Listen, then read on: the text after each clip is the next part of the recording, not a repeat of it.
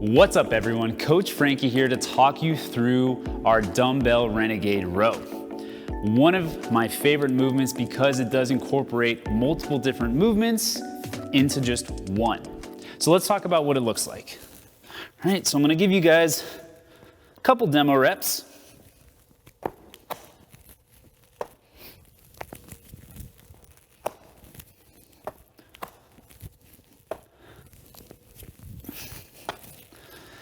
So what you're looking at with that Dumbbell Renegade Row, you're in that push-up position.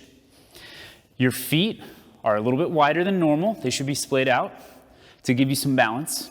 You're gonna row up to the base of your chest with one dumbbell, control it back down to the ground, row with the other dumbbell, bring it back down, and then you hit that deficit push-up. So we're getting two pulls, we're getting a push, and we're also getting some midline stability work. A lot of cool stuff going on. We're gonna break down in depth the progression on how to build yourself up to an effective, safe Renegade Row. So let's first talk about just our static position, that plank hold. So the first thing we wanna do, guys, we hop down on the ground, and we're gonna start from our knees. You can hold planks from your knees, but we wanna make sure they're dialed in the right way. As I go forward, I actually walk my hands out a little bit, and I'm squeezing my glutes. This is gonna open up my hips to make sure I'm not sitting back and taking tension away from my abs. So I push my hips towards the floor. All right, for some of us, if we can hold this for 20, 30 seconds, no problem, we can then graduate up. Right, so I'm popping up onto my toes. I can even walk my hands back just a tiny little bit so they're in line with my shoulders a little bit more. And now I'm gonna try to hold this for 30 seconds. That base static hold is super, super important to the rest of the movement. So if that's a piece that we need to work on, that's okay. We'll talk about scaling options a little bit later and how to tackle that Renegade Row, maybe without that plank. Now, let's talk about our push-up. We have the static hold dialed in, whether we're going from the knees or from the toes. So we'll go back to our knees and we'll make sure we have our push-ups dialed in. So with that, I'm gonna get my hands again a tiny bit in front of me. Okay, now again, I'm squeezing my butt, so I'm finding that plank position that I just found on my knees. I'm gonna lower down, get my chest and my legs to the floor, and then press all the way back up. We want to make sure that we are in that braced position with our glutes, because if we're sitting back again, we drop the chest to the floor, but our butts are resting up in the air. Not what we're looking for. So hips go forward, lower down, chest and legs touch, and press up. Now, if you are a master at the knee push-ups, let's graduate up to the toes, just like we did with our plank. So from here, I'm thinking about rotating my elbow pits forward. I'm gonna lower down, elbows stay close, chest and legs touch the floor, and then as I go to press up, I'm ensuring that my belly button comes along with me. If I find that as I'm pushing up out of that toe push-up, I'm leaving my belly button or my hips on the ground, we can think of a couple different things. First and foremost, try to suck your tummy up into your spine. Squeeze your glutes, flex your quads. I'm probably gonna say that a couple more times, but those are super important, guys. That's gonna create tension throughout the rest or the entirety of your body. So as you go to press up, it's a lot easier for everything to get pressed up together. We're gonna keep that tightness in mind as we graduate to our dumbbells.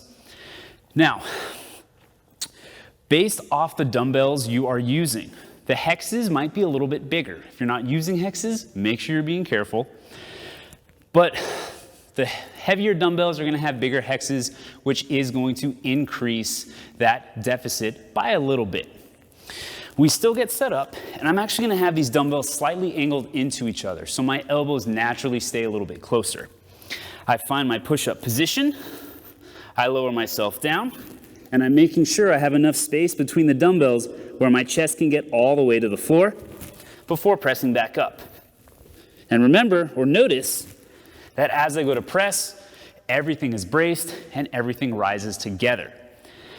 Now, if that deficit push-up from your toes is just a tiny bit out there, we go down to the knees, we lower and touch, and then we press all the way back up. All right, you can still complete your Renegade rows a bunch of different ways. And again, we'll talk about that in the scaling options. But right now, guys, we want to make sure those push-ups are dialed in. We can do the push-ups off the dumbbells or on the dumbbells, from the knees or from the toes. Let's keep that in mind. Now, let's move to our pulling motions. So the actual row of the Renegade row. So I get into my push-up position. And a cool drill that I'm actually taking from one of our other NCFIT coaches is going to dial in your pulling strength and your foot position. So I'm going to start traditional push-up position. My feet are pretty close together.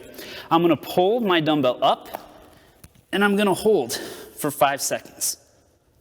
And I'm going to lower back down. Do it on the other side, and down, and rest.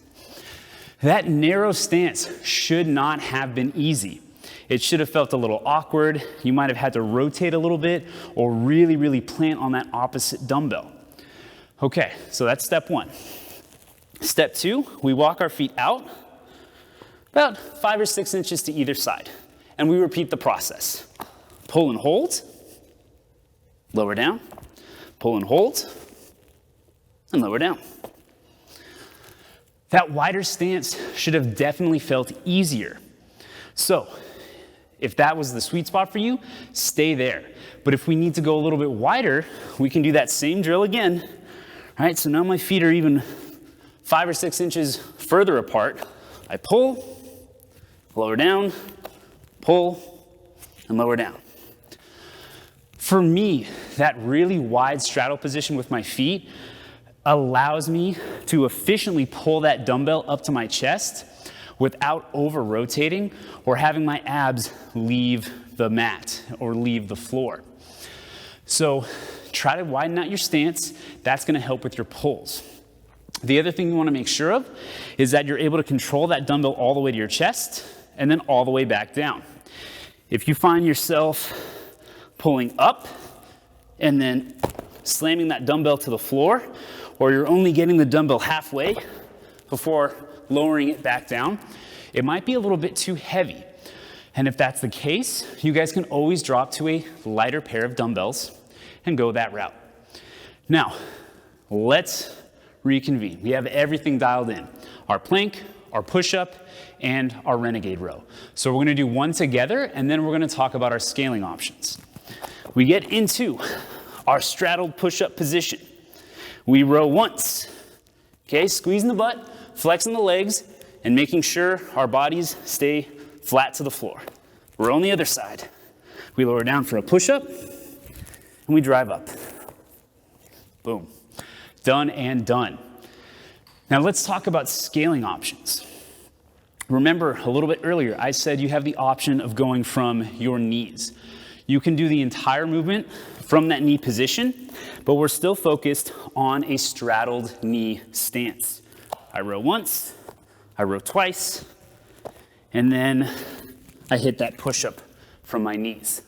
I also have the option of going for my toes for the row, and then I drop down to my knees for that push-up. That is a really good option too if we know that push-up is really gonna be that limiting factor for this movement.